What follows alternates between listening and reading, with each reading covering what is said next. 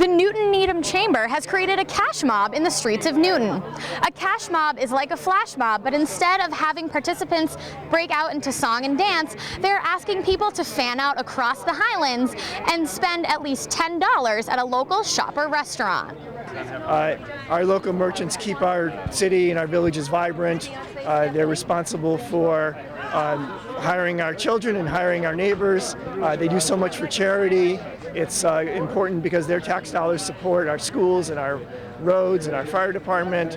And we just want to take this one simple, small gesture to remind people to everyday shop locally. Supporting local businesses can do so much for communities as a whole, as well as the individuals living in them. They can link neighbors in economic and social relationships, as well as recycle their own revenue back into the local economy. We always knew that Newton and the city of Newton, not just the government, but our neighbors and our friends were always very supportive. And that's one of the reasons that we opened our bakery in Newton. There always seems to be such a solidarity and support for the independent businesses.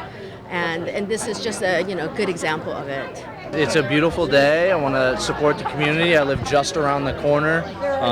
Buying locally, I think, is very important to me, the Newton community, and I think many communities across Massachusetts.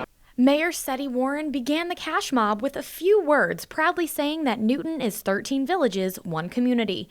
He told consumers that the engine of Newton's economy are small businesses and that all of these businesses are what makes the villages so unique. We're here all the time, so we might as well come back. It's a good reason to come back and spend some more money.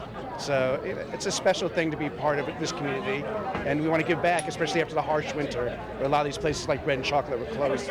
Congressman Joe Kennedy also shared a few words about what it meant to him to see a community in full support of one another. You don't see this type of support everywhere across the country, and when you do have it, you realize how lucky we are and how important that sense of community really is. After speeches were made and before the shopping began, everyone in attendance took out their money they would be spending and raised it in the air to show their support.